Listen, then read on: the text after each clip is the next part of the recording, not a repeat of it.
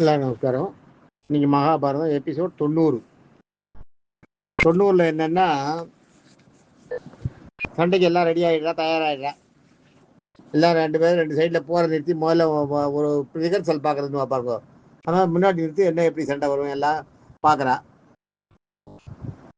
Rehearsal பார்த்துட்டு இருக்கும்போது திடீர்னு என்ன பண்ணுறா, தர்மர் வந்து தன்னுடைய ஆயுதங்கள் எல்லாத்தையும் எடுத்து கைட்டுக்கு வச்சுட்டு தேரை விட்டு இறங்கி நேராக நடந்து கௌரவர் சேனைகிட்ட போவார். கௌரவர் சேனைகிட்ட ஒரு போன உடனே அதை பார்த்த உடனே எல்லோரும் கிண்டல் பண்ணுவோம். திருப்பராஜாக்கள்லாம் பற்றியா பயந்துட்டான். இந்த கௌரவர் சேனை பெருசாக இருக்குது, இவனோட சேனை கொஞ்சம் கம்மியாக தான் இருக்குது இருக்கும்போது இந்த தர்மர் இப்போ பயந்துட்டான் அப்படின்வா. சிலர் என்ன சொல்லுவா, தர்மர் வந்து அவனோட நீதி அந்த பழைய மாதிரி அவன் பழைய பஞ்சாங்க அந்த நீதியை சொல்லிட்டு அதை காரணமாக சொல்லிட்டு சண்டை வேண்டான்னு சொல்கிறதுக்கு போகிறான் அப்படின்னு அவன் எல்லாரும் இப்போ அது மாதிரிலாம் பேசிட்டு இருப்பான். இது வேற, அர்ஜுனன் வேற எங்கே போறீங்க, இது இந்த சண்டை நேரத்தில் வந்து இறங்கி எங்கே போறீங்கன்னு தர்மரை இது பண்ணுவான்.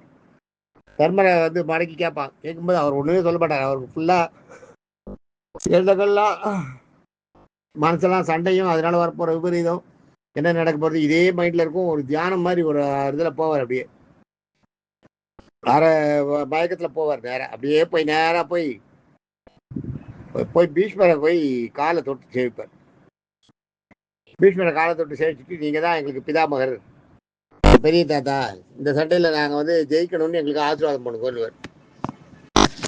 உடனே பீஷ்மருக்கு என்ன பண்ணுறதுனே தெரியாது, ஆசீர்வாதம் பண்ணுவார். விஜயி பவான்டுவார். நீங்கள் ஜெயிப்பீங்க, போயிட்டு வாங்கோ, நீங்கள் ஜெயிப்பீங்க. நான் வந்து ஒரு காலத்தின் கட்டாயத்தினால நான் வந்து துரியோதன சைடில் இருக்கேன். இது நான் எப்படி இருந்தாலும் நான் சண்டை போடுவேன், எல்லாரையும் நீங்கள் ஜெயிப்பீங்க. நீ இதை விஜய் உனக்கு தான் ஜெயம் உண்டாகும். நீ போய் தாராளமாக பண்ணு. நீ வந்து தர்ம பிரகாரம் கரெக்டாக பண்ணுற.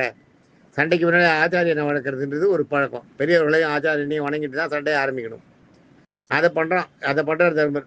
அதை பண்ணிட்டு அப்புறம் அதுக்கப்புறம் என்ன பண்ணுறார், துரோணர் போய் சேவிக்கிறார். அதே மாதிரி துரோணர் சேவிக்கும் போது துரோணரும் வந்து அதுதான் சொல்கிறார், நான் எனக்கு வந்து ஒரு காலத்தின் கட்டாயத்தால் நான் இந்த சைடில் இருக்கேன், உங்களுக்கு தர்மம், உங்களுக்கு ஜெயம் உண்டாகும், நீங்கள் நினைக்கிறது நடக்கும், நீ சண்டையில் தோக்க மாட்டேன்னுவார். நீ சண்டையில் தோக்க மாட்டேன் அப்படின்னுவார். தோக்க மாட்டேன்னா ஜெயிப்பேன்னு அர்த்தம். அப்போ தோக்க போகிறது யாரு, தானே. அது மறைமுகமா சொல்லுவார். அவர் அப்புறம் கிருபரை போய் சேவிப்பார். கிருபரை சேவிச்சு இதெல்லாம் சொல்லுவார். கிருபரை வந்து அதே ஒரு ஆசீர்வாதம் பண்ணுவார். எல்லாருக்கும் ஆசீர்வாதம் பண்ணி அனுப்புவான் இவரை, எல்லாரையும்.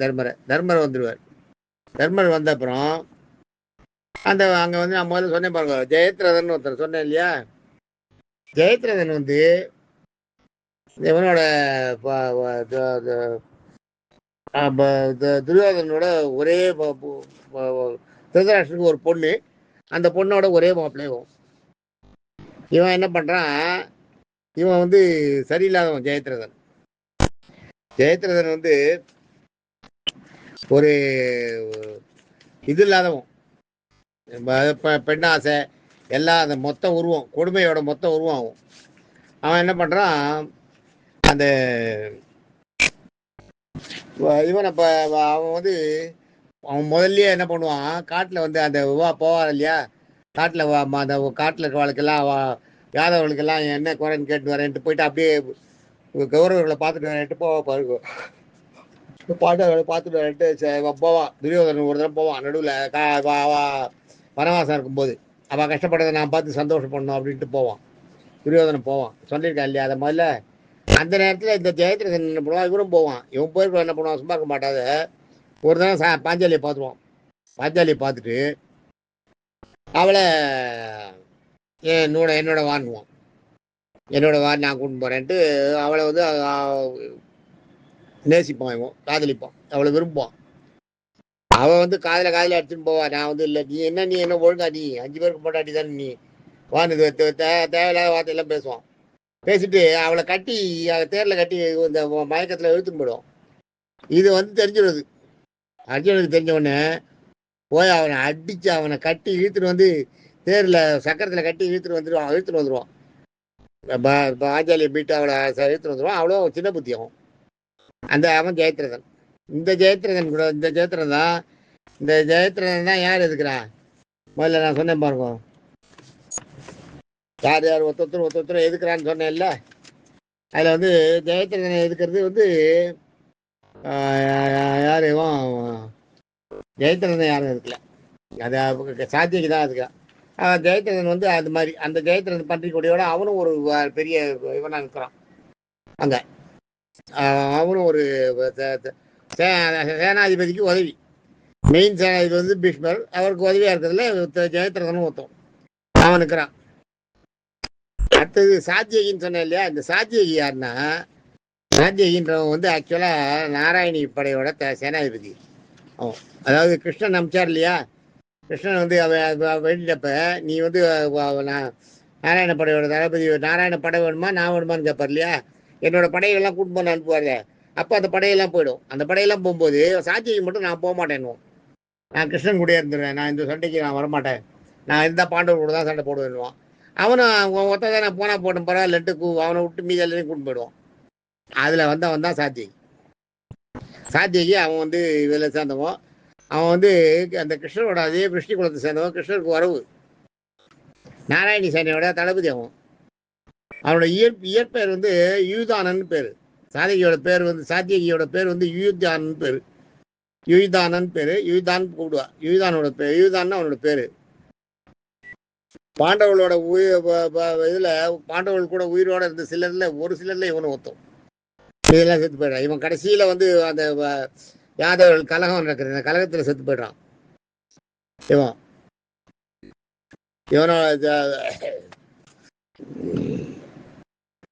இவன் வந்து சினின்ற ஒரு ராஜாவோட மகன் சத்யகன், சத்யகனோட புள்ள சாத்தியகி. அந்த சினி வந்து இவருக்கு வரவு, கிருஷ்ணருக்கு வரவு, கிருஷ்ணரோட அப்பா இந்த உக்ரசேனருக்கு வரவு இவர். அது மாதிரி வரும். அந்த மாதிரி அவளை ஒருத்தருக்குள்ள ஒருத்தர் உறவு. பாரத போர்ல பூரிசவசு எடுத்து போட்டவன் தான் பூரிசவசுன்னு. அவன் வந்து பூரிசவசு கௌரவ சைடில் இருக்கான், அவனை எதிர்த்து சண்டை போட்டு கொண்டவன் இவன் தான். சின்ன சேனையை வச்சுட்டு தன்னுடைய சாதியத்தால பெரிய படையை எழுத்தவும். சாத்தியகி வந்து சாதாரண ஆள் இல்லை, பெரிய ஆள், பெரியவன். சாத்தியகி கடைசியில் அவனை அந்த யாதவர்களுக்கு அந்த அவளுக்குள்ள ஒரு சாபத்தால் ஒரு குழப்பம் உண்டாடும், அது பின்னாடி வரும்போது சொல்கிறேன். அதில் ஒருத்தருக்குள்ள ஒருத்தர் அடிச்சுட்டு உள்நாட்டு கழகத்தில் செத்து போயிட்டான். இது அடுத்தது உங்களுக்கு நான் சொன்னது கிருதவர்மான்னு சொன்னேன். கிருதவர்மன் ஒருத்தர் சொன்னேன் இல்லையா, இவரும் இந்த நாராயணி வம்சத்தை சேர்ந்தவன் தான், நாராயணி படையை சேர்ந்தவன் தான் இந்த கிருதவர்மன். இவனும் கடைசி வரை யுத்தத்தில் இருந்தவன், ஞாபகம் வச்சுக்கோ. கௌரவ படையில 3 பேர் சாகாம இருக்கா கடைசியில, மீதி எல்லாருமே சேர்த்து போயிடுறான். கௌரவர் படையில சாகாதவா இவர் ஒண்ணு, கிருபர் ஒண்ணு, அஸ்வத்தாமன் ஒண்ணு, 3 பேர் தான் ஆகலை, மீதி எல்லாரும் செத்து போயிடுறான். விஷயத்தை போல மிச்சம் அந்த எல்லாருமே செத்து போயிடுறான். அந்த 3 பேர்ல இவன் மொத்தம். இவன் கடைசியில இதெல்லாம் போறலாம் முடிஞ்சு, சண்டையெல்லாம் முடிஞ்சு அவன் வந்து துவாரகைக்கு போன அப்புறம் உள்நாட்டு கழகத்துல சாத்தியகியால இவன் கொல்லப்பட்டான். அவன் இந்த படைக்கு தயாரியா இருந்ததே காரணமாயிடுது. நாராயணி படைக்கு இருந்தான உடனே இவன் மேல ஒரு சந்தேகம் வந்து எல்லாமே இவனை சந்தேகமா பார்த்து, அதுதான் இந்த இதெல்லாம் வந்து சட்டம் எப்படி இருந்தா கூட இவன் போய் நியாயத்துக்கு சண்டை போட்டான். அவ கூட கிருஷ்ணன் நம்பினால்தான் இந்த படம் போச்சு. அதுல கிருதவர்மா போனான். கிருதவர்மன் போய் அங்க போய் அவன் போன இடத்துக்கு விசுவாசமா அங்க சண்டை போட்டான். ஆனா இவன் என்ன பண்ணான், அந்த கிருதவர்மன் கடைசியில அஸ்வத்தாமன் வந்து அந்த உபபாண்டவர்களை எல்லாம் கொல்றான் இல்லையா, உபபாண்டவர்களை கொல்லும் போது இவன் வந்து கூட இருக்கான். இவன் கூட இருந்து உதவி பண்றான் கிருதவர்மன்.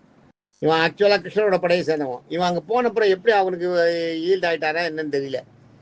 இவன் வந்து அங்க போய் வந்து அந்த இதெல்லாம் கொலை பண்ணுவான்.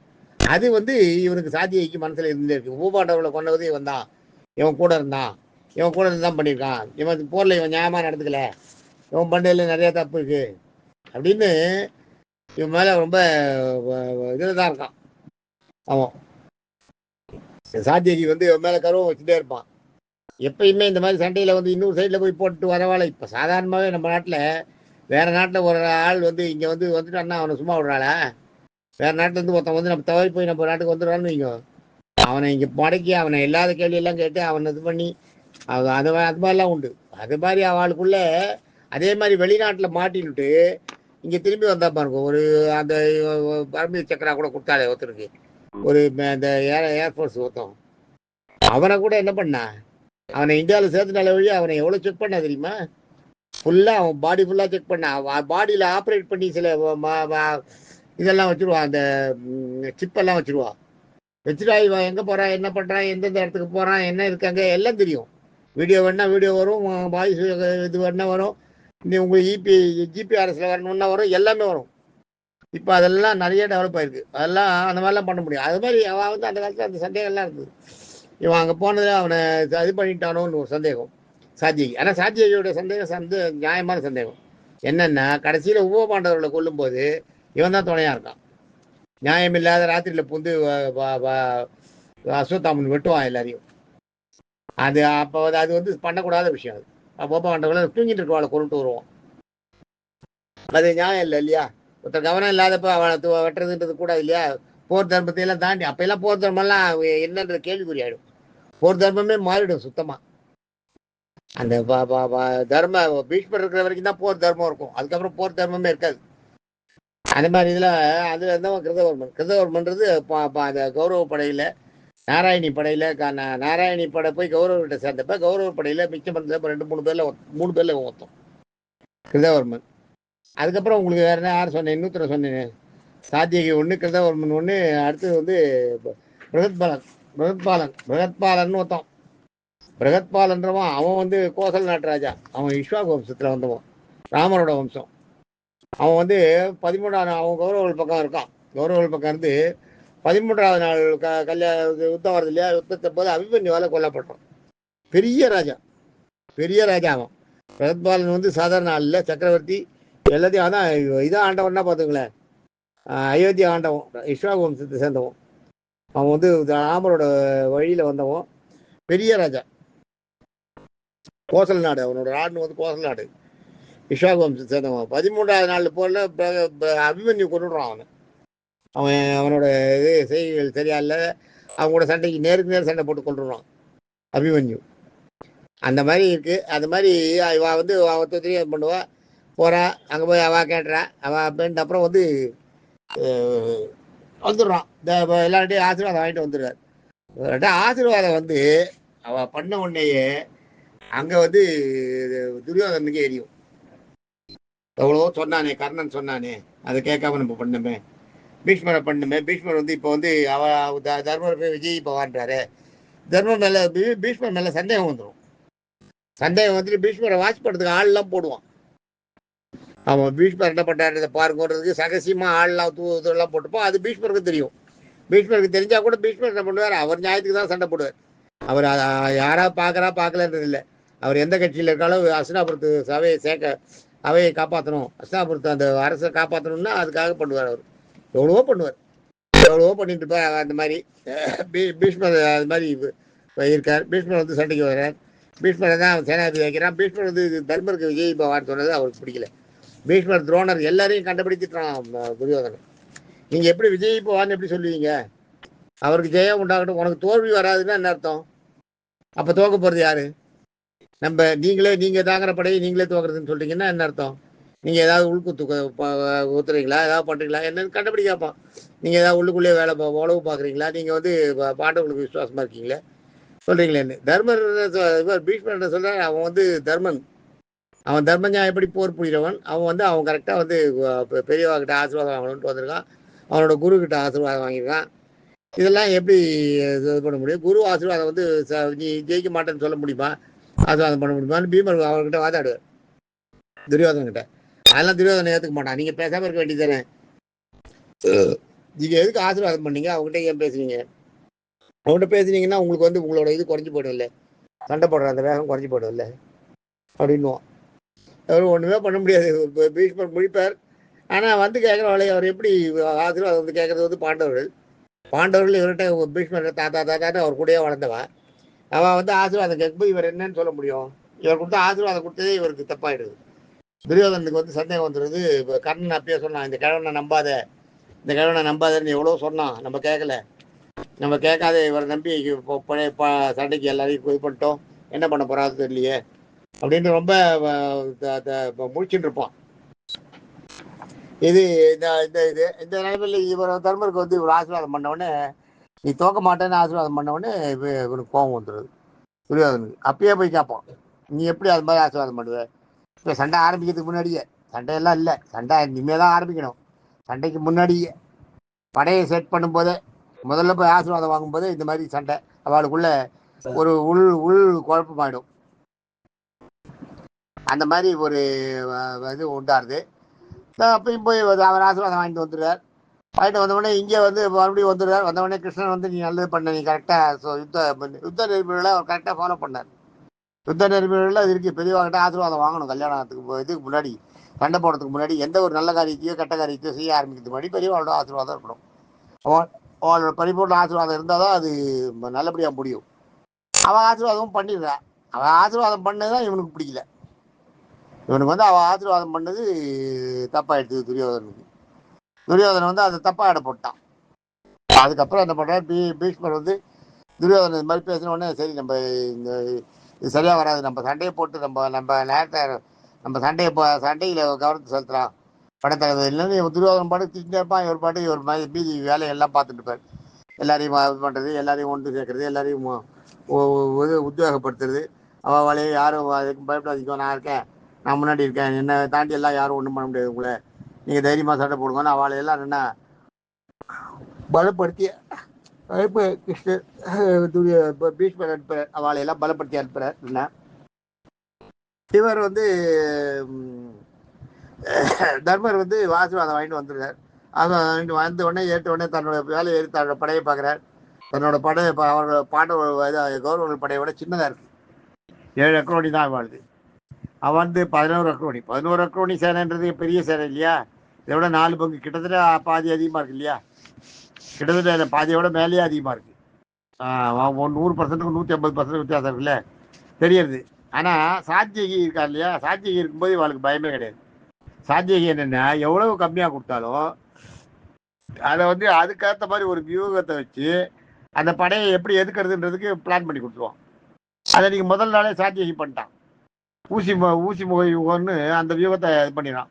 ஊசி முகம்னு அது சின்னதாக கூறாக உள்ளே போகிற மாதிரி அந்த மாதிரி வியூகத்தை தயார் பண்ணி அந்த வியூகத்தில் வச்சு சண்டை போடணும்னு அன்றைக்கி முடிவு பண்ணுறா. முதல் நாள் சண்டைக்கு இதுக்காக ஏற்பாடு எல்லாம் ஆகிட்டு இருக்கு. எல்லாம் பண்ணலாம், சண்டை போடலாம் அப்படின்னு நினச்சிட்டு இருக்கா. அதை ஆரம்பிச்சு போகும்போது அர்ஜுனன் சண்டையை காண்டிபத்தை எடுக்கிறான்.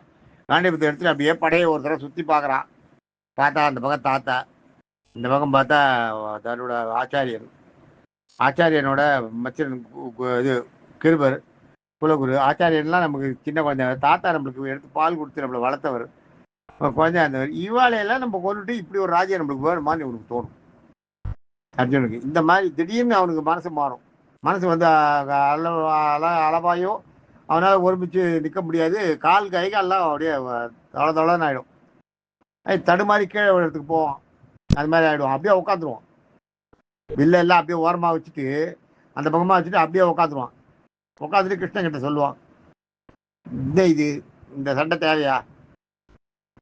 நம்ம வந்து இந்த பக்கம் வந்து எல்லாருமே அந்த பக்கம் பார்த்தா அண்ணன் துரியோதனம் இருக்கிறதெல்லாம் 100 தம்பி பின்னாடி இருக்கா எல்லாரும். இந்த பக்கத்தில் பார்த்தா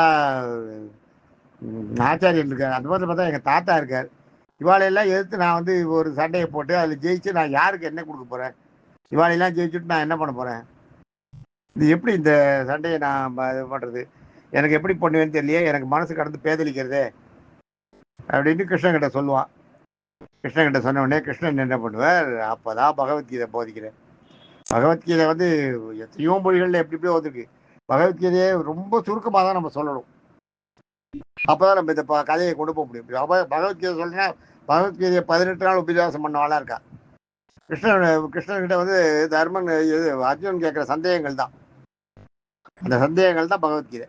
அர்ஜுனன் வந்து கிருஷ்ணன் கிட்ட கேட்குறான், ஜீவாத்மா யாரு, பரமாத்மா யாரு? அவர் சொல்ல, நீ அதை பற்றியெல்லாம் கவலைப்படாத, நீ உன் கடமையை செய்துவார். அது பின்னாடி அடுத்த எபிசோடில் அதெல்லாம் சொல்கிறேன். தேங்க்யூ, பார்ப்போம். தேங்க்யூ. அடுத்த எபிசோடில் பார்க்கலாம். தேங்க்யூ.